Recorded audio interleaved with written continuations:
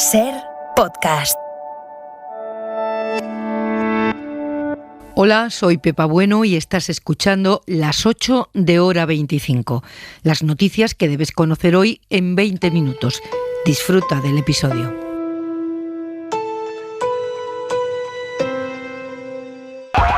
El Gobierno concederá mañana el indulto a los 9 presos del Prusés que aún tienen parte de la condena por cumplir. Pensando en el espíritu constitucional de concordia, propondré al Consejo de Ministros conceder el indulto a los 9 condenados en el juicio del Procés, que hoy están en prisión.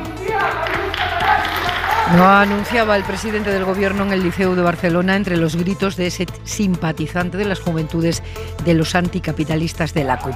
Frente a las protestas, la de dentro y las de fuera, Sánchez defendía los indultos como la herramienta para restituir la convivencia dentro de Cataluña y entre Cataluña y el resto de España. Con este acto sacamos materialmente de la cárcel a 9 personas, pero sumamos simbólicamente a millones y millones de personas para la convivencia. Antes del Consejo de Ministros de mañana, la vicepresidenta Carmen Calvo ha perfilado esta tarde los detalles de los expedientes en una reunión técnica con los expertos jurídicos. Por lo que sabemos a esta hora, se perdonarán las penas pendientes por sedición y malversación, que son las que implican penas de cárcel, pero no se les permitirá ejercer un cargo público, es decir, se mantendrá la inhabilitación.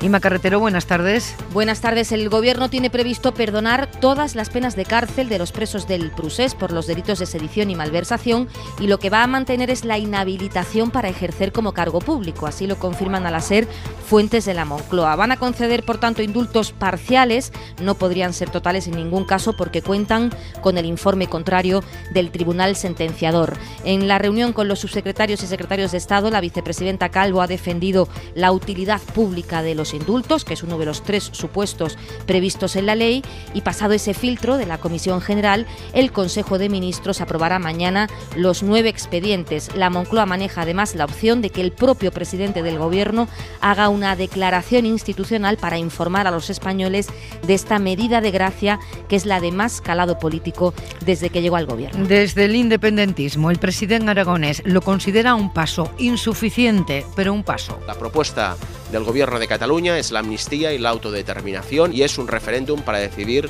sobre el futuro político de Cataluña y, por lo tanto, que se pueda votar sobre la independencia de Cataluña. Y el líder del PP, que hoy ha criticado con dureza a los empresarios partidarios de los indultos, ha acusado al presidente del Gobierno de buscar un cambio de régimen. Sánchez aprovecha ese problema causado por el supremacismo de sus socios y el apaciguamiento del PSOE para dar continuidad a su proyecto de cambio de régimen. Y para ello destruye las bases de nuestro sistema de convivencia y desarma sistemáticamente al Estado con varias iniciativas letales para el futuro de España. Esta noche en Hora 25 vamos a tratar de anticipar qué pasa a partir de que mañana el Consejo de Ministros apruebe los indultos, cuáles son los pasos siguientes y cuánto tiempo puede transcurrir hasta que los presos salgan a la calle. La noticia económica del día se la hemos adelantado esta tarde en la cadena SER. El Gobierno bajará el IVA de la luz para mitigar en la medida de lo posible el estacazo que va a darnos la próxima factura. Y una bajada del IVA importante. Javier Ruiz, buenas tardes. Buenas tardes. Menos de la mitad de lo que pagamos hoy vamos a pagar en IVA. La luz va a bajar del 21 al 10% en IVA. La medida se va a aprobar el jueves en Consejo de Ministros, según han confirmado a la SER fuentes del Ejecutivo. Hoy se ha recibido ya la luz verde en la Comisión Delegada de Subsecretarios y esta medida se mantiene mientras el precio de la luz esté como está, es decir, como mínimo, dicen fuentes del Ejecutivo, hasta diciembre.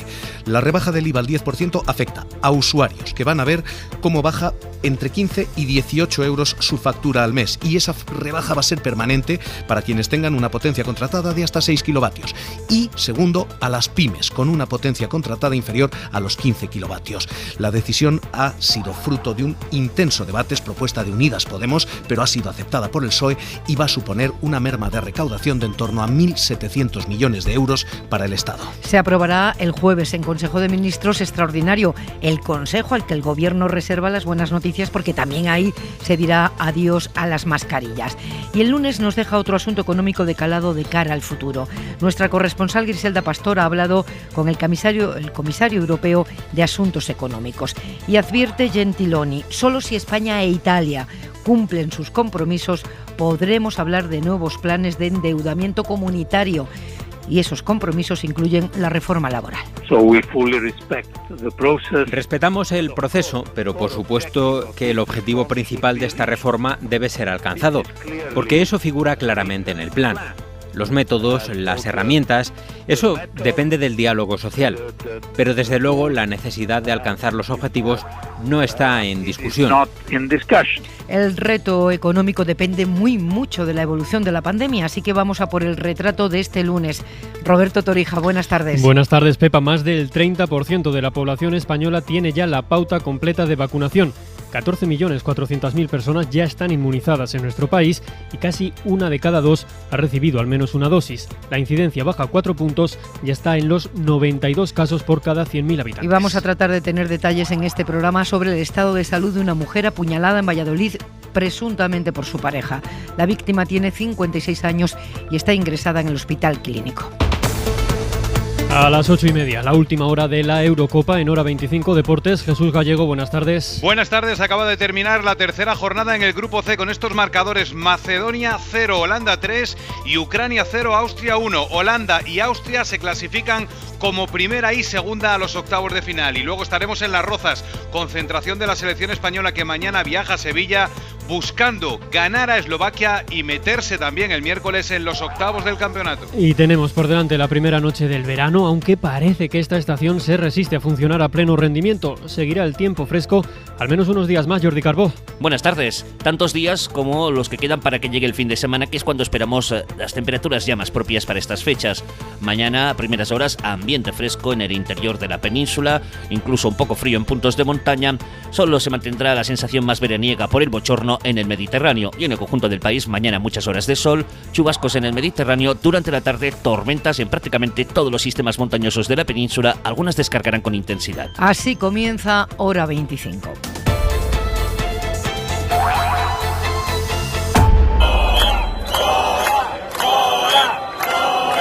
Este era el ambiente en los alrededores del Liceu de Barcelona a la llegada esta mañana de Pedro Sánchez. El clima de concordia no acompañaba afuera, tampoco lo hacía dentro, donde no había ningún miembro del gobierno catalán, pero allí el presidente del gobierno ha anunciado la decisión más trascendente políticamente de todo su mandato: el indulto a los 9 líderes del procés en prisión desde hace casi 4 años. Aspiramos a encontrar nuevas respuestas, a hacerlo esta vez mejor de lo que lo hicimos entonces. Queremos recuperar el diálogo.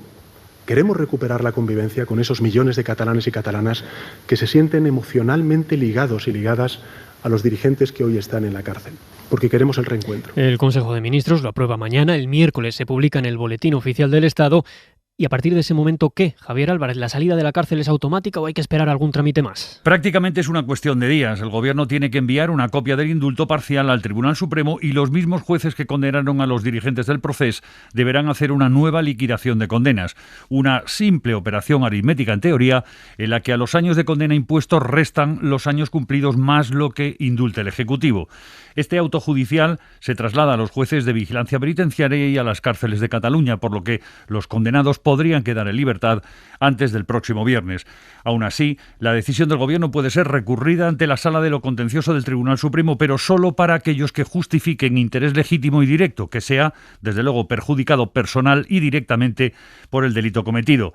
Ni el Partido Popular ni Ciudadanos lo son, y Vox, que anuncia también el recurso, pudo ser parte en el juicio, pero no es técnicamente perjudicado, como tampoco se le permitió informar sobre el indulto. Esto en lo relativo a la situación personal de los 9 presos, y en la agenda política el Gobierno ya da por amortizado el coste político que pueda suponerle la concesión de los indultos y se sitúa, digamos, en la próxima pantalla. El fin de semana ya toca hablar de los paseos sin mascarillas por las calles y a partir de la semana que viene la iniciativa política Nieves Goicoechea se traslada a la ley trans. Sí, el Gobierno cambia el paso del debate político de los indultos con 2 decisiones de calado a mitad de la semana: el abandono de la mascarilla al aire libre y la rebaja del IVA en el precio de la luz. La semana que viene la ley trans con la autodeterminación de género y está a punto de salir también la reforma del Código Penal para aprobar la ley del sí es sí. Se trata de una potente agenda social que irá en paralelo al proceso de normalización política en Cataluña. Celebrado el acto de hoy en el Liceo, la Moncloa prepara la entrevista entre Pere Aragonés y Pedro Sánchez en la que se va a analizar la oportunidad de celebrar la primera reunión de la llamada Mesa de Diálogo. No hay fecha ni formato para esa reunión, aunque ya se ha dicho varias veces que será entre gobiernos, ante la duda de si acudiría o no Oriol Junqueras. Algunos sectores del Gobierno creen que habría que retrasar retrasar esa primera mesa a después del verano. Este es el estado de ánimo en el gobierno, pero la oposición no está dispuesta a soltar el hueso de los indultos ahora que las encuestas dan algo de aire al Partido Popular y conscientes en el PP de que el debate territorial siempre les ha beneficiado electoralmente. Ya escuchábamos a Pablo Casado en la portada, duro, muy duro contra el gobierno, duro también con la patronal, que se ha posicionado públicamente a favor de los indultos. Habla Casado de una sociedad civil débil y entregada al gobierno. Mariela Rubio.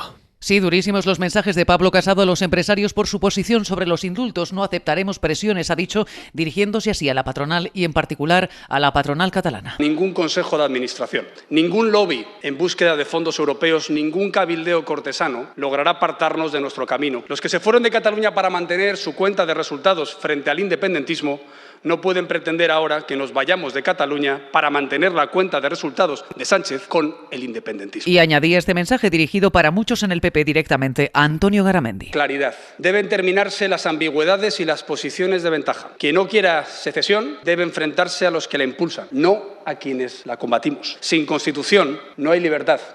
Ni empresas. Desde Vox, Abascal le escribía traidor dirigido a Sánchez, mientras su portavoz Jorge Buxadé se refería también a la patronal como casta. Ese insulto al pueblo español que supondrán los indultos colabora la casta política. Y desde Ciudadanos. El gobierno de España nos ha vuelto a humillar. El gobierno de España ha vuelto a confundir al separatismo con Cataluña. Hablaba así su líder, Inés Arrimadas. Gracias, Mariela. Y ya tenemos la respuesta a Casado del presidente de la patronal, la respuesta de Antonio Garamendi. Estamos como CEO y yo personalmente sufriendo, una serie de consideraciones que creo que de verdad que creo que no nos la merecemos y que no me la merezco. He dicho que si es una confusión, pido perdón. Lo digo así de claro. No se puede interpretar que dije me parecen bien los indultos porque es que tampoco lo planteé así. Una cosa que va a pasar ahora. Esto que escuchan es el momento en el que David se reencuentra con su mujer y con su hijo después de pasar 2 meses ingresado en el Hospital 12 de Octubre de Madrid. A sus 40 años la COVID lo llevó allí en estado crítico, pero los médicos han conseguido mantenerlo con vida gracias a un pulmón artificial, un sistema complejo que permite oxigenar la sangre a través de una máquina. El avance de la vacunación entre la población adulta permite hablar ya de la mejora de la situación epidemiológica y sanitaria y permite también levantar restricciones con un primer granito este sábado, cuando se dejará de ser obligatorio el uso de las mascarillas en las calles. Sobre esto precisamente acaba de hablar Fernando Simón. Ojo que siempre es posible dar marcha atrás. Si por cualquier razón la evolución que estamos observando y que estamos previendo, que vamos a continuar observando durante las próximas semanas, cambiara y hubiera nuevos incrementos, por supuesto tendremos que valorar medidas para controlar esa transmisión y entre ellas puede estar, obviamente, el volver a utilizar las mascarillas en todos los supuestos. Y sobre los datos de vacunación ya hay un 30% de los españoles, Adela Molina, con la pauta completa. Ese 30% supone que casi 14,5 millones de personas están ya inmunizadas en España y también que no se ha cumplido el objetivo del Gobierno de tener 15 millones de ciudadanos con la pauta completa el 20 de junio. La secretaria de Estado de Sanidad, Silvia Calzón, ha dicho que será cuestión de 2 o 3 días y ha explicado que se debe a un problema con Janssen. Es importante tener en cuenta por qué se ha producido insisto, ligerísimo retraso, que ha sido el problema con la llegada de la vacuna de Janssen, que ha estado por debajo de lo que inicialmente estaba previsto por problemas en la producción de una fábrica de Estados Unidos. Avanza la vacunación y la incidencia sigue bajando de forma lenta pero constante. Hoy se sitúa en 92 casos por cada 100.000 habitantes, 4 puntos menos que el viernes. Andalucía es la única comunidad autónoma en riesgo alto, por encima de 150, y hay 5 comunidades con menos de 50 casos, que es riesgo bajo. Sigue la buena evolución también en los hospitales y en la cifra de fallecidos, aunque 59 personas han muerto por coronavirus en la última semana. La vacunación insufla optimismo en la moral colectiva y aquí va otro ejemplo. El 70% de los españoles tiene previsto viajar este verano, aunque vayan a gastar un poquito menos que otras veces. Carlos Sevilla. Sí, el gasto medio por turista cae por 4º año consecutivo, hasta los 566 euros por viaje, y además entre ese 30% que no piensa hacer las maletas, el principal motivo para no viajar es el económico, este año por delante de la pandemia. Según el informe del Observatorio del Turismo Emisor, este verano se buscan destinos nacionales poco masificados y cae la tendencia a viajar en septiembre. Josep Valles ejercía hoy de portavoz. Si analizamos la tendencia desde el 2019 hasta este 21, vemos como el 19, el 17% de los viajeros no le importaría irse de vacaciones en septiembre.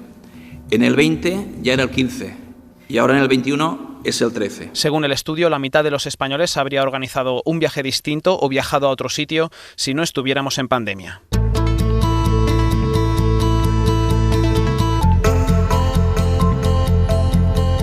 El Comité Federal del PSOE se celebrará finalmente el próximo 3 de julio. La dirección del partido adelanta la fecha 2 semanas y aumenta así la presión sobre Susana Díaz, que se resiste a abandonar ya la Secretaría General de la Federación Andaluza.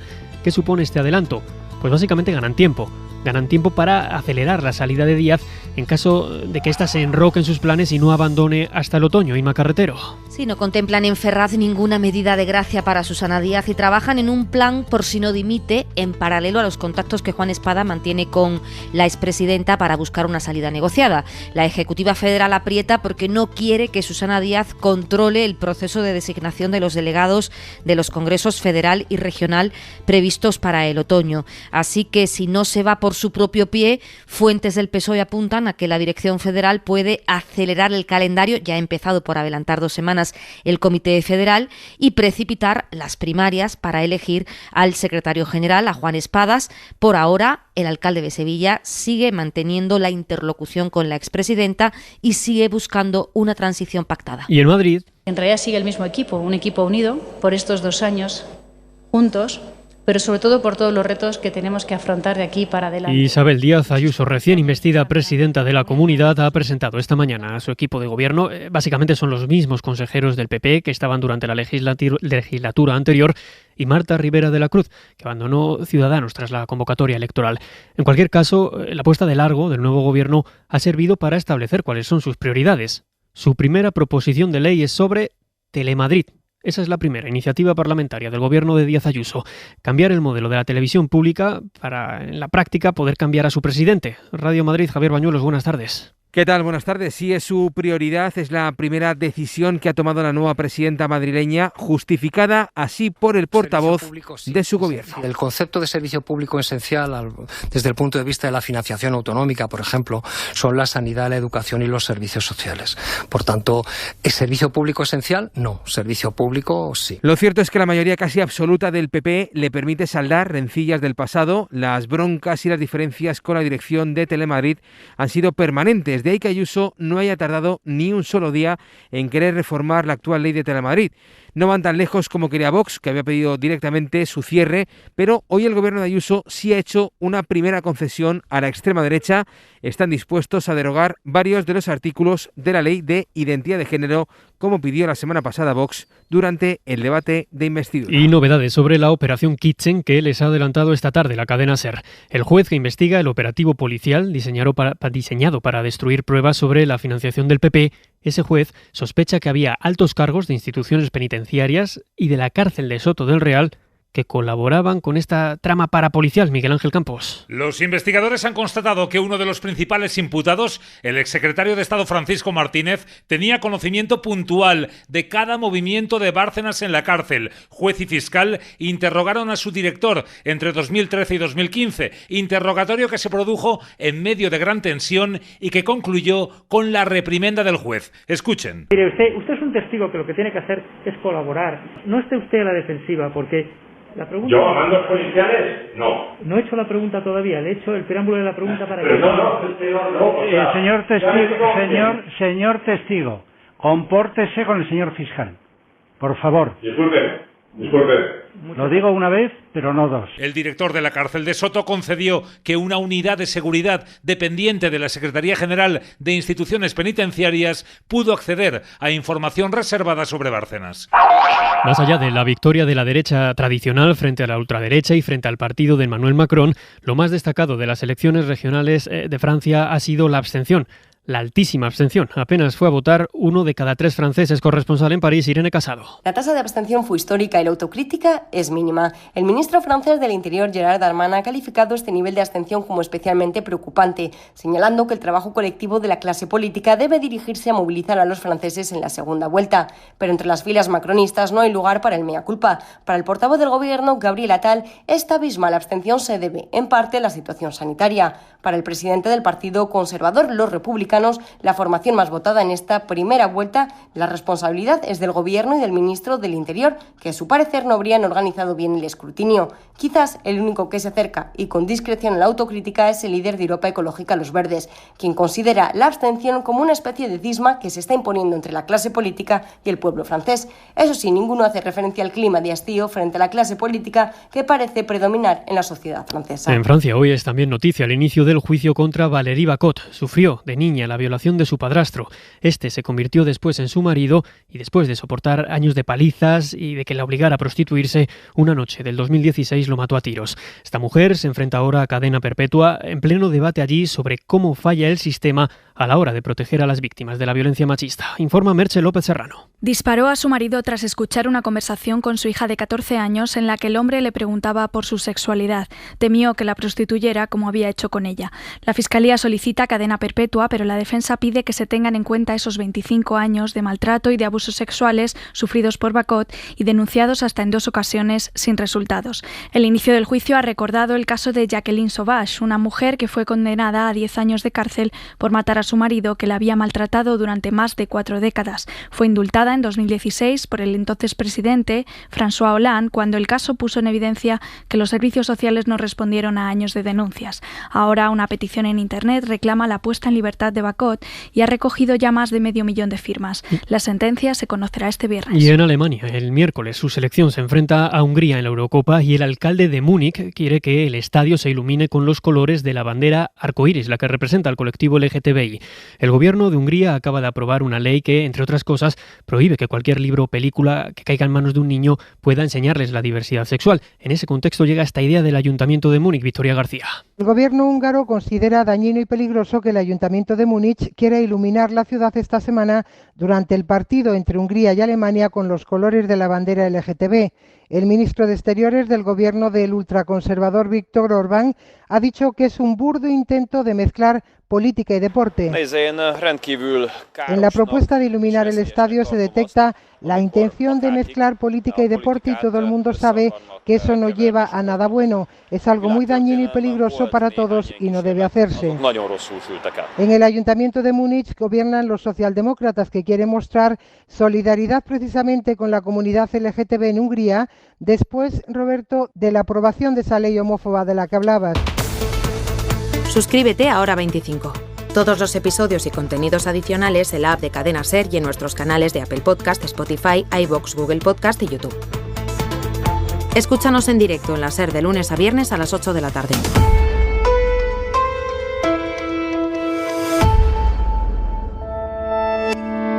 Cadena SER. La radio.